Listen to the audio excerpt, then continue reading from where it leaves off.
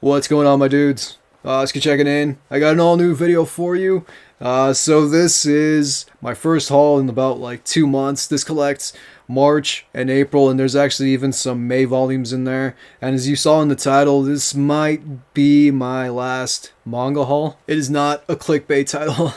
So I have a lot of stuff going on in my life right now, and I'm just not really in the greatest mental health state. It's kind of hard to navigate everything and then also keep up this channel. And there was like 2 weeks there between my last video and then when I dropped my Goodnight Boon Boon video. But it's just I have a lot of stuff kind of just going on in general. So it's kind of hard to find the desire to make videos and to kind of keep this channel going. I'm not going to delete the channel. Everything's still going to be up there, but I just want you all to know going forward you may not be seeing as much of me, at least for the time being, until like I can kind of wrap my head around what's going on in my life and hopefully try to make sense of it and get back to normal and get back to doing what I like, and maybe eventually I'll start doing manga hauls again. But until then, I just want you all to know kind of where I'm at. And let's get into this. I didn't do this to drag anybody down or to, like talk about feelings or whatever. So let's get right into this. Let's talk about some manga. That's why we're all here. Let's rejoice in the wonder of Japanese media. And right off the bat, we've got number 5 by Taiyo Matsumoto. I just don't want to mess up the dude's name. So this reminds me of something that like could have been made in like the 60s or 70s and reflect or kind of serve as like an eccentric view into like what 2000 might be like, because in so many like these sci-fi novels from like the 40s and 50s and whatnot, they always imagine like the year 2000 and it was like flying cars and all this crazy shit, and that's kind of what this reminds me of, only more of like a dystopian type of future. That's what I think of, because I flipped through these pages and like I looked at the manga, and it feels like something that could have been written in the 70s to explore an idea of like an eccentric, like Jodorowsky type of future, and really, eccentric, just off the wall, like Salvador Dali type of thing, just really bizarre. And it does look and feel like something that would have, come out in that era. So I'm really excited to peep this series. I also should have mentioned Taiyo Matsumoto. He did Tekkon Kincrete, I think is the name of that series. He did that as well, and those are like really difficult volumes to come by. I think it's like what, $90 for a volume of Tekkon Kincrete, which is fucking crazy. But what are you gonna do? Manga goes out of sale, goes out of print, and you end up paying an arm and a leg for it. Next up, we've got some Asadora. Got volume 2 and volume 3 here. I have not yet started the series because I'm still in the middle of Pluto, and I'm also right as of right this second, I'm reading Goodnight Boon Boon volume 5 because I'm trying to knock out my Goodnight Boon Boon review videos, even though nobody's watching them. I'm still doing them just to get them out of the way, and I have a lot of other stuff that I want to do for the channel. But I love these Asadora volumes. I love like how light and colorful these covers are. I'm sure the story inside isn't as light and pretty, but I love the way they look. The colors and everything in these volumes are really great. So once I start reading this, I'll do like a let's talk about or something, and we'll talk about Asadora. But in the meantime, I'm just gonna keep collecting the volumes. I think there's like 5 out right now, and once I get around to it, once I finish Pluto, I'll see what I end up kind of picking up next. All right, next up we've got Kaiju number 8. I adore this series. I did a video about Kaiju number 8 months ago. I don't even know when I did it, but I did a video about this series, and I was kind of reading it a little bit on the Viz app, but I decided to just kind of wait and just collect the volumes as they come out, because I don't really have as much time as I would like to sit and read, and I especially can't really read at work, which is when I would be using the Viz app to read manga. And this series, I think, is gonna end up being something really special, just because of the characters contained within. Everyone is such an interesting character, and it does have like the shonen thing, since this is a Shonen Jump title. So it does have like those shonen trappings, and like one of the girls is starting to kind of turn into a tsundere, which is kind of disappointing because I kind of hope that they wouldn't go down that route and have a character that is a tsundere, and just have good characters. And I will say that I love pretty much everything so far about this series. And in case you don't know what Kaiju number 8 is about, it's about a dude who kind of does like a parasite type Jagan thing, you know, where he gets fused with this kind of alien and this kaiju type alien thing, and he becomes kind of a kaiju. And it's not this dude, this is his boy right here, who's a really good character. I think he's actually my favorite character in the series. And there's some really cool shots too, just like people doing, like just characters just doing really, really crazy shit. I love Naoya Matsumoto's. I love Naoya Matsumoto's just illustrations, his drawings, and everything for this series are incredible. So I definitely highly recommend this series if you haven't read it. Alright, so we got Sakamoto Days. This series is a lot of fun. If you've read or seen the show, Way of the House Husband, that's kind of what this reminds me of. This is like Way of the House Husband meets fucking A History of Violence. That's legitimately what I think of. It's like Way of the House Husband meets a History of Violence, where like the dude's moved on with his life. He doesn't want anything at all to do with, you know, being in the mob anymore, and he's like living a domesticated life. I'm talking about A History of Violence, you know, where like he's moved on and his past just comes like crashing right back into his life. And that's kind of like the same thing here, where this dude right here, Sakamoto, used to be a hitman, and he's put on a lot of weight, and he just kind of like runs a store now with his wife. And this dude right here is his sidekick, and he's a dude from his past, and they kind of team up to essentially try to take on the people that are trying to kill him from his past. People that like have suddenly reemerged from his past and they're trying to kill him. Only he has a no-kill policy now. You know, like once upon a time he would kill ruthlessly, but now he has a no-kill policy. And the two of them are essentially trying to take down all these dudes non-lethally. And it's really cool. It's really good. You know, like I said, it reminds me of like Way of the House Husband meets History of Violence, but with no violence. Next up, we have what is essentially one of my favorite series ever, and that is Chainsaw Man. So yep, and there's Makima on the cover, and if you've read this, if you read it on the Viz app, or if you've read this volume, you know exactly what's happening here, and I won't spoil it for anyone that hasn't read it yet. And as you can see, I also have a Makima tattoo. And I want to get power as well somewhere on my arm. So we'll see what ends up happening there. Yeah, we're getting closer and closer to the end. Once the last volume drops, I want to do a video about this whole series. Like, I'm going to go back through and read all of it and try to do a video about Chainsaw Man and kind of just put all my thoughts on the series into a video. I'll try to do it. It may be spoilers. It might be spoiler filled. You know what I mean? Like, I have a Why You Should Read with no spoilers if you want something like that. So this one, the next video I do about Chainsaw Man will probably be like full on spoilers for everything. And I really cannot wait for the anime to drop. I think it's supposed to be out sometime this year, so hopefully that does come to be. We got Gigant number 7. I haven't opened it yet. Like I've got so much stuff that I'm trying to get through. But once I do everything that I need to do, I'm gonna jump on Gigant number 7. I read 1 through 6. I was going to do a video about this series once upon a time, but in all honesty, it's kind of a mess. It's kind of messy. Like, if you like super ecchi stuff and you don't mind the fact that one of the characters is underage and she's in her 20s and they have a pretty adult relationship, despite the fact that one of them is like 16 years old and she's like 24, 25. It's really adult. It's like strongly adult.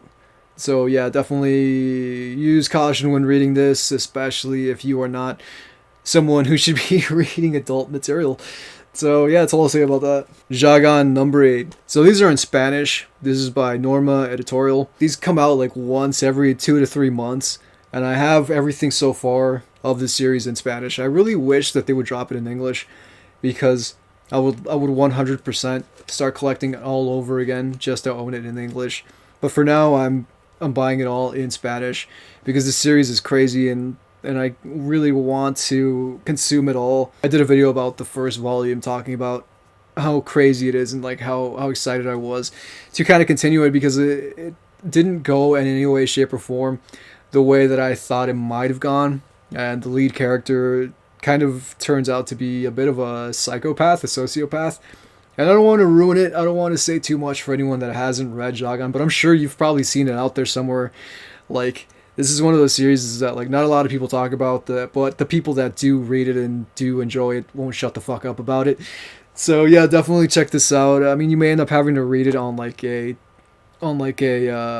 fan translation site or something, you know, because it's not in English, which really sucks. Hopefully, like Seven Seas or somebody like that, you know, just picks it up and puts it out in English already so that we can enjoy it legally. Got Hell's Paradise Volume 7. I don't have 6 yet. I do have 8 on the way. And then I'm going to start collecting pretty much everything else. I don't know if or when 6 is going to become available for sale. Hopefully soon, because I've read 1 through 5 and I cannot get enough of the series, and I really just want to finish all of it. The anime adaptation is also on the horizon. I'm not really sure when that's going to drop, but this series is insane. And this dude, Yuji Kaku, he'd done other work other than this, and he also worked on Fire Punch. And so if you've read Fire Punch by Tatsuki Fujimoto, then you kind of, I think you'll really appreciate how dark and severe this story is. And it can be, there's parts of it that are like really fun, but at the same time it can get pretty brutal and pretty dark at like the drop of a hat. And the drawings are incredible, the story with different elements, and I won't say too much about it because I think that people should read it. But yeah, it's pretty much these people go to this island looking for an elixir of life, or yeah, pretty much like an elixir of life to become immortal, and they find way more than they bargained for on the island, and things go south extremely fast, and it pretty much turns into like an episode of Game of Thrones in like half a book. So yeah, I definitely recommend the series if you haven't read it. Good luck getting your hands on the volumes though, because they are extremely hard to come by. Alright, so one of my last shonen titles is Mashallah Volume 5. I read these as soon as I get my hands on them. Every time I get a Mashallah volume, I immediately read it. Doesn't matter what else I'm in the middle of. I stop whatever I'm reading and I jump right into Mashallah. This series is so dumb. I don't know how else to describe it. It's like, it's dumb as hell, but it's also really entertaining, and the characters have all they've all become their own people. They've become their own persons, and I can't get enough of it. I love every second of it, and I love how over the top it is. It's like the Fast and Furious of manga, with everyone just being like extremely OP, and every time you think a character can't possibly get any more OP, they come out with like some trump card and they become even more of a tank. And I mean, like, what more do you need to kind of, you know, emphasize the point that I'm trying to make than this cover, where he's got those heavy ass weights and he's probably doing squats. And it's funny that he's like doing squats and he's got like chicken legs. You know what I mean? I just think that's kind of funny. I'm not hating on the man, but yeah, I mean, like, I definitely recommend the series, Mashle. Hopefully one day they make it into an anime. It's, like I said, it's really over the top. It's like Harry Potter meets fucking One Punch Man. And One Punch Man just, like, goes to Harry Potterville and just beats the shit out of everybody. There's some new developments and whatnot that kind of keep the story progressing. I wasn't sure, you know, what was going to end up happening, but I like that they keep adding more elements and that there's more going on. And it isn't just the same, you know, he beats someone up, he beats someone up. Oh, there's a new enemy, he just beat them up. You know, like, there's an actual story behind all the nonsense. So yeah, definitely please check this out if you're into squats and leg day. Orochi by Kazuo Umez. So this dude is pretty much like a legendary writer. If you don't know who he is, yeah, he's a legendary writer. He wrote a series that is inspiration for one of my favorite writers ever, Junji Ito. And as you can see, I have like a Junji Ito shrine that's pretty much like in all of my videos. So yeah, Kazuo Umez, he is a super prolific writer. Been around since like the 70s. I think he's like in his 80s or 90s. I'm not even sure how old the man is, but he's been around for like a really long time. This is one of the super early stories that just got reprinted and it's in hardcover. And I haven't yet started it. He wrote a series called The Drifting Classroom, and it was an inspiration for Junji Ito. And Junji Ito has a story called The Dissolving Classroom or something like that, which I'm pretty sure is a direct inspiration from Umez himself. Yeah, I haven't been able to get my hands on Drifting Classroom. The first volume is completely sold out, and I think volume 2 is like $50, and it's just been really tough trying to. There's a certain manga that I've kind of given up hope that I'm pretty much just like, yeah, I'm never gonna own that, and that series is one of them. And when I saw that this went on sale, I was just like, I gotta get it. At least this way I'll own something by Umez that I can actually read from volume 1. So yeah, I'm really excited to eventually jump into this. Alright, so I got a whole lot of blood on the tracks. Yeah, volume 4 here, volume 5, and volume 6. I have not started this yet. I know I'm just like collecting this series. I haven't started it, but I mean, I've been reading a lot of Happiness. I actually just did a video pretty recently about Happiness, and given how crazy Happiness is and how detailed and how beautiful the world is, despite how bleak it is, I think that whatever else I read by this author that I read by Shuzo Oshimi, I think it's all going to be incredible. So once I start Blood on the Tracks, I'm probably just going to burn right through all of it, and I don't think I'm going to regret 1 second of it. And I don't think it's over yet. I think like volume 8 just came out, or volume 9 or something, and it's supposed to be like tying up really soon. So once that ties up, hopefully by then I'll be done with Happiness, and then I'll jump right into Blood on the Tracks, and I'll probably end up reading The Flowers of Evil last, and then maybe eventually I'll read like Inside Mari or something. Since we're on the topic of Shuzo Oshimi anyway, let's just do this. I got a lot of Happiness. So I got volume 3 here, volume 4, volume 5, volume 6, and volume 7. Volume 6 was extremely hard to get my hands on. It was out of stock for a long time, and no one was selling it for anything less than like $60. And as I've said in other videos before, there's no way in hell I'm spending $60.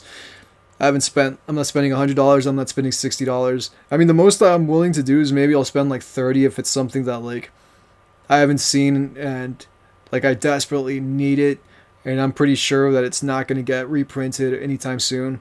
Then maybe I'll spend like $30 or something. But I refuse to spend like $60, $70, and then in a week it gets reprinted for fucking like $12, $13. And so it just seems, it's insane, dude. Like, I'm not gonna do it. I mean, if other people want to, that's cool with me. I'm not judging you. I'm not judging anyone. I'm just saying, I really wanted to own all of this, and I'm happy that I'm getting that much closer. I just need like 3 more volumes, and I will have all of Happiness. I've read up through volume 3, and volume 3 I think is my favorite volume so far. And I was going to be starting volume 4 soon. I love how sparse the dialogue is in the series. I mean, there is dialogue, but it's not as much of a part of the story as in like other stories. And this Shuzo Oshimi kind of wants to tell you the story in visual storytelling and show you what's going on and have you kind of infer and make sense of it yourself, which I think is really cool. And that he has that ability to do that because his medium is drawing and not writing. In writing, you would have no choice but to kind of paint the picture for people. All right, let's just do it again. Let's keep it going. More Shuzo Oshimi. I got volume 3 and volume 4 of The Flowers of Evil, and that completes my Flowers of Evil set. And this is another series, like I just said before, like once I finish Happiness and then I finish Blood on the Tracks, I'm going to get on The Flowers of Evil. I'm just happy that I now have the whole set, because this was the first series that I'd ever heard of by Shuzo Oshimi, and it's funny that I'm putting it off for last. It's just that like when I saw Happiness, like that really piqued my interest, and I was just like, what the hell is this? We're kind of winding down a little bit. Alright, so next up is Shaman King Volume 3. And I now have the first 3 volumes of Shaman King. I don't know how much of it I'm actually going to collect, just because I'm kind of running out of space, and I'm trying to be really careful with how much stuff I add now. So whatever I add to the collection going forward, it's going to be stuff that like I really need in my collection. So I really like these. I love how thick these volumes are. Like, and that's kind of the reason that I want to collect them, just because they look really good on the shelf. And I have volumes 1 and 2 right there. And yeah, volume 3. I may get volume 4, and we'll see. Just because, like I said, I love how thick these volumes are. And this is a really nice. This is a really cool, series. Really cool Shonen Jump series, and this is definitely like one of the penultimate shonen titles. So definitely check this out if you're into that whole thing. And this is a much older series that actually got reprinted. It was available initially like in a different bound of type of volume, and then it got re-released in these volumes. And these are all cool because they have covers that connect with each other. And so yeah, let's go on to the next one. All right, so let's talk about Urasawa. I finally have volume 5 of Monster, and with this volume I complete my Monster set. So once I finish Pluto, I think I may be starting. I think I'm going to be starting 20th Century Boys, and then eventually I'll get into Monster. But it just feels so good to finally complete my Monster set, and I finally put all the pieces together of the Monster puzzle. I actually posted a picture of it on my IG, so I've had these for a while.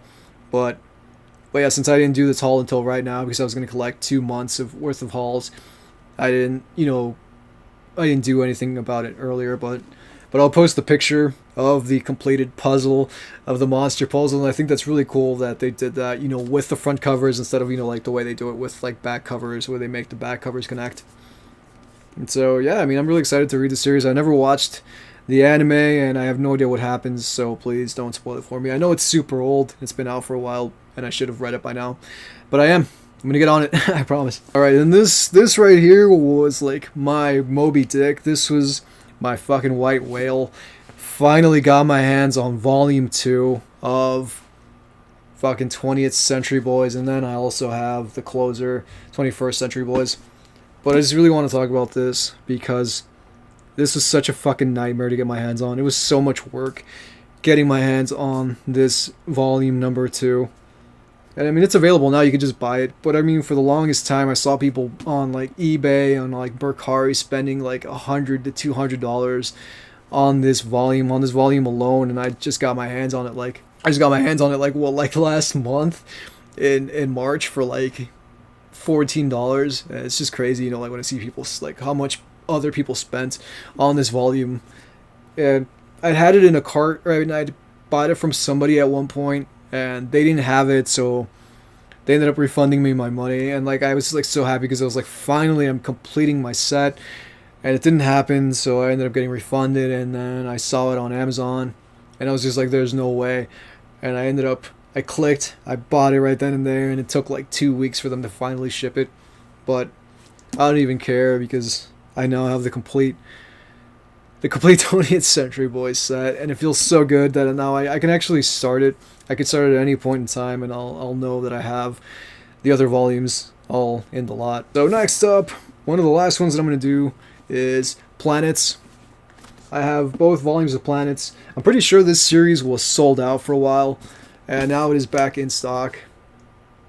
So this is the first. I don't want to say if it's the first series or not, but it's a series that was done by Makoto Yukimura, who we all pretty much know for Vinland Saga.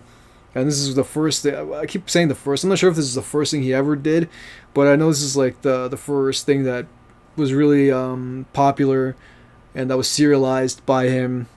That was at least popular in the West by this author, by Makoto Yukimura.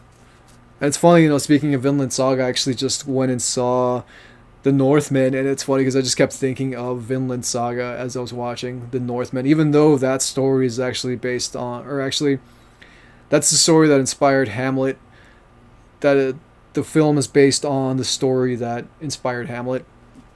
But they're both, kind of based in like Norse mythology and that kind of whole, Viking setting.